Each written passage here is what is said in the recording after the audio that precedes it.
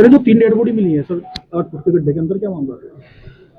आज सायं लगभग 5 बजे थाना कांधला का गांव बड़ी दौलत है, वहाँ के प्रधान ने आके थाने पर बताया कि मेरे गांव का एक फारूक नाम का व्यक्ति है और उसके पत्नी और 2 बच्चियां गायब हैं।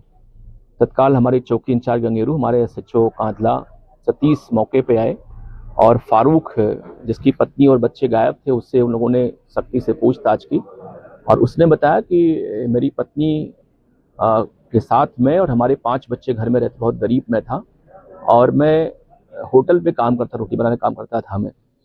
हमारी पत्नी विगत 1 महीने पहले, चूंकि मैं गरीब था और हमारी शादी मंसूरपुर मुजफ्फरनगर में हुई थी, वो हमसे कुछ पैसे मांग रही थी, इसको लेके हमारा विवाद हो गया था और बिना वो बुर्का और नकाब के अपने मैके चली गई अपनी छोटी बच्ची को लेकर के।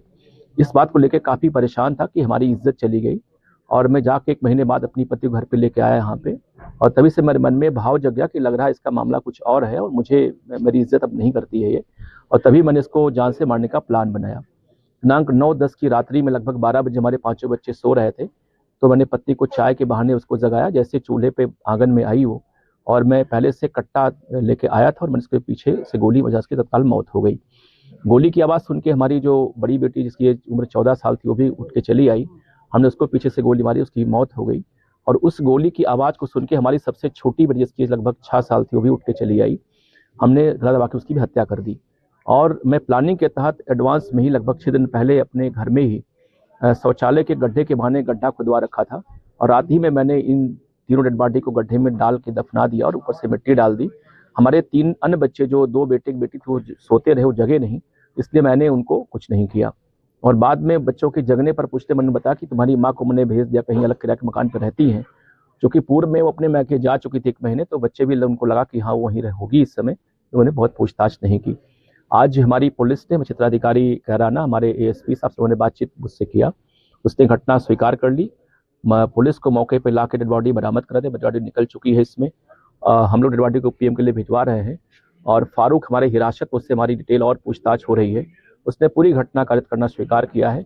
उसके फादर जो दाऊद है, उन्होंने पूरी घटना बताई कि साहब मुझे शक था कि कुछ घटना इसने कारित की है, इसलिए मैंने प्रधानगिरी पुलिस को बताया था। क्या हत्या में प्रयुक्त तमंचा या कुछ? जी बिल्कुल बिल्कुल, जो आला कत्ल है वही बरामद हो गया है, कारतूस बरामद हो गया है, डेड बॉडी बरामद हो गई है।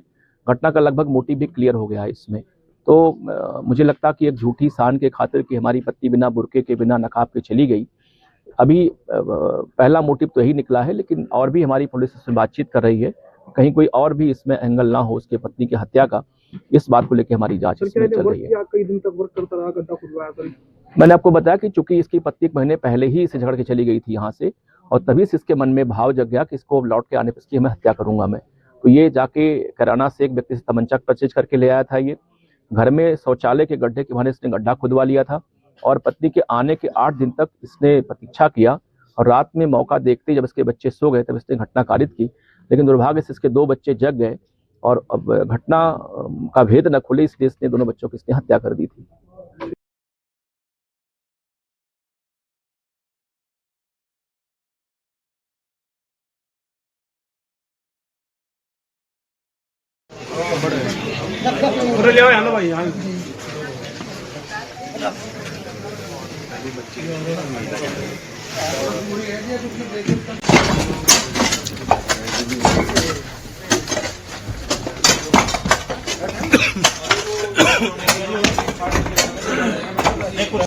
अंदर फेल कर रखे बिल्कुल।